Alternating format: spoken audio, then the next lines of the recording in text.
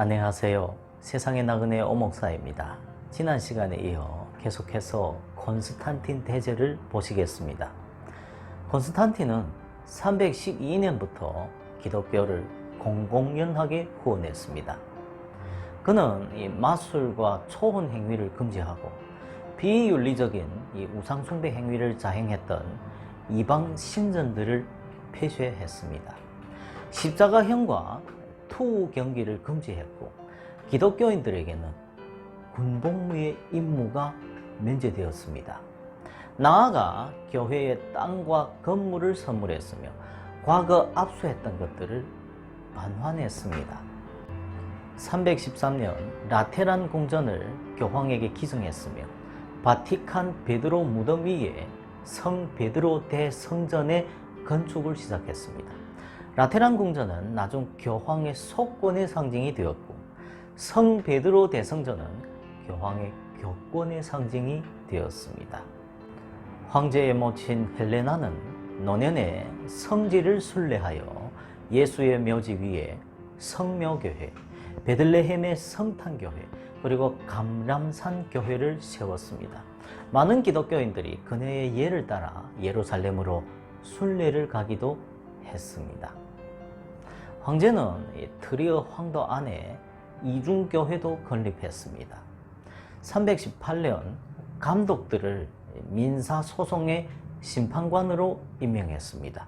그러나 콘스탄틴은 기독교의 하나님과 그의 이전 수호신들 곧 승리자 헤르큘레스 및 불멸의 태양을 혼돈한 듯 합니다. 그는 321년 기독교인의 예배일을 시민적인 공휴일로 삼았는데 이날은 원래 태양신에 대한 숭배의 날이었습니다.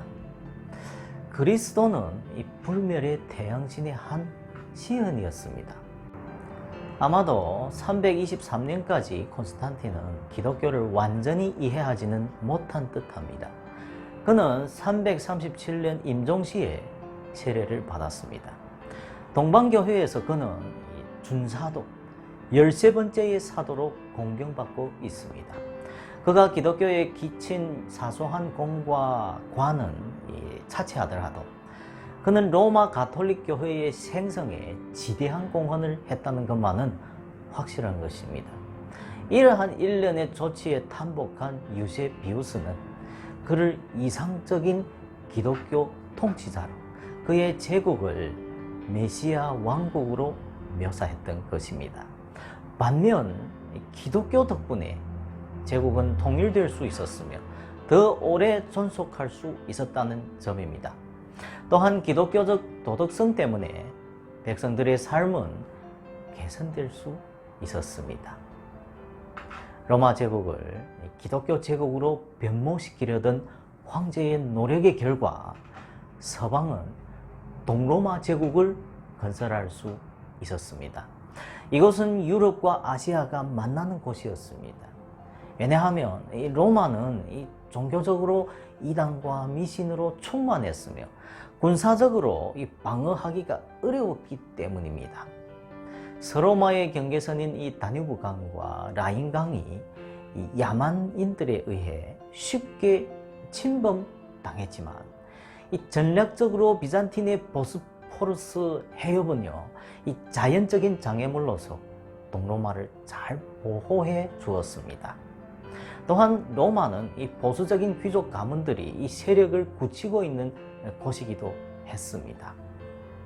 황제는 이 세 수도에 일련의 교회들을 건설했습니다. 가장 중요한 교회는 이 거룩한 지혜의 교회였습니다. 그러나 그의 생전에 완성된 교회는 12사도들의 교회였습니다. 그는 13번째 사도로서 여기에 묻힐 계획을 세운 적이 있습니다.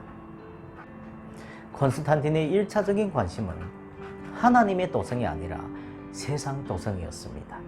그의 친기독교적 정책은 로마 제국에게 물질적 번영도 영적 연합도 가져다 주지 못했습니다. 이는 정치적으로 그리고 종교적으로 반목을 조장한 나머지 동방과 서방의 분열을 심화시켰습니다. 그는 제국에서 다수였던 이방인들을 소외시켰습니다. 330년 그가 천도한 새 수도 콘스탄티노플은 그리스 아시아 문명이었습니다. 늙은 제국의 무게중심은 서쪽에서 동쪽으로 옮겨간 것입니다. 그런데 동방의 사변적 신비적 기독교는 로마의 윤리적 법적 기독교와 융화될 수 없었습니다. 더욱이 3세기 중엽 이후 동서방은 서로 다른 언어들을 사용했습니다. 364년 발렌스와 발렌티니안 사이에 이 제국이 분할되자 권위도 분할되었습니다. 이때로부터 칙령들은 이 동서방 황제의 이 각각에 의해 공표되었습니다. 교회에 대한 권위는 이 서방에서는 황제와 교황 사이에 분할되었고, 동방에서는 황제가 이 교회에 대해 권위를 행사했습니다. 마지막으로 이 콘스탄틴 황제의 이단들에 대한 대책을 보시겠습니다. 이 도나투스주의자들의 호소와 관련해서 황제는 이 문제를 로마의 감독 밀티아데스에게 위임을 했습니다.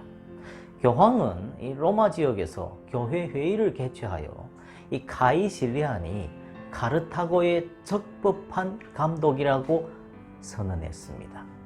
그러자 이 도나투스주의자들은 다시 황제에게 상소했으며 황제는 교회 회의 개최를 명령했습니다. 아르스 회의에서 도나투스주의자들은 다시 패배했던 것입니다. 이들은 제3차 황제에게 상소한 적이 있는데 이들의 집요함에 격분하면서 황제는 이전 밀티아데스의 결정과 아르스 회의의 결정을 재천명했습니다. 이후 황제는 더 중요한 교리적인 이슈에 연루되었는데 그게 바로 아리우스주의 논쟁이었습니다. 북아프리카의 도나투스주의와 달리 동방에서는 이 그리스도의 신성 문제로 교회는 분열을 겪게 되었습니다. 정통주의자인 이 알렉산드리아의 감독 알렉산더는 이 폭넓은 지지를 받았습니다. 하지만 이 황제와 가까운 두 감독들, 곧 황도 니코메디아의 감독 유세비우스와 교회 사가요 변증가인 가이사랴의 유세비우스는 이 삼위일체론적인 이단인 아리우스의 편을 들었습니다. 황제는 이 두 알렉산드리아 교회의 교인들 이 아타나시우스와 아리우스 사이에 이 하나님의 본성에 관한 논쟁이 격화되어 제국 전역으로 점차 확대되자 이 교회 내부의 이 교리적인 일치를 유지하기 위해 325년 온 세상의 감독들을 니케아로 소집했습니다. 교회 밖의 감독으로서 그는 교회사의 책임을 느꼈던 것입니다. 황제는 그 이전에 이 칙사를 보내어 중재하려고 했으며 지역회의에서 신학적 차이를 조율하려고 했습니다. 그러나 이러한 노력은 실패하고 말았으며 황제는 실망했습니다. 이에 황제는 제1차 보편적 교회 회의를 소집했던 것입니다. 콘스탄틴은 처음 니케아 정통주의를 후원하고 아리우스주의를 억압했습니다. 그러나 나중에 이 군주신론이 이 군주론적 황제에게 잘 맞는다고 생각하여 아리우스주의자들을 관대하게 대했습니다. 실제로 그는 처음 아리우스를 귀양 보냈습니다. 하지만 나중 소환하고 대신 아타나시우스를 귀양 보내고 말았습니다. 왜냐하면 이 아타나시우스가 이 아리우스주의자들을 교회에 받아들이라는 황제의 명령을 거부했기 때문입니다. 아타나시우스가 이 제국의 연합에 이 최대의 걸림돌로 여겨졌던 것입니다. 콘스탄틴은 아리우스주의 논쟁이 기독교의 존립이 걸린 사안이라는 사실을 이해하지 못했던 것 같습니다. 아타나시우스는 황제와 달리 연합보다도 진리를 선호했습니다.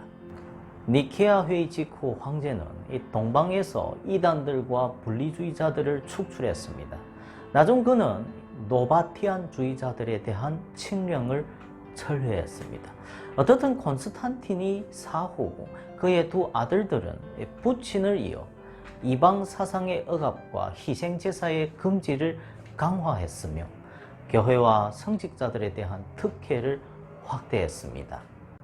이러한 정책들은 배교자 줄리안 때에 일시적으로 반전되었습니다.